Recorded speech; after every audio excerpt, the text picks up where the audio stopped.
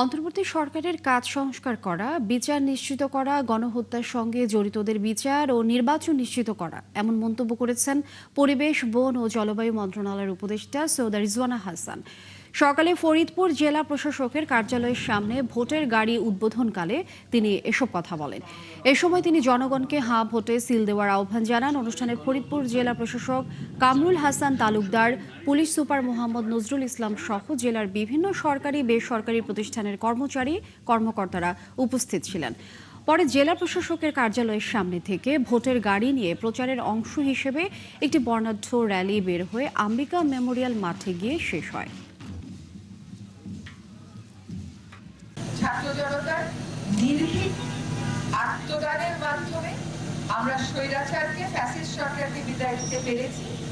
এখন সেই আত্মদানের প্রতি সর্বোত্তম প্রতিদান হবে যদি আমরা গণভোটে হ্যাঁতে সিল দিয়ে যে পরিবর্তনের জন্য আমাদের ছেলেমেয়েরা, আমাদের ছাত্র সমাজ, আমাদের জনগণ প্রাণ দিয়েছে, সেই পরিবর্তনের ভিত্তিটা আমরা স্থাপন করতে পারি।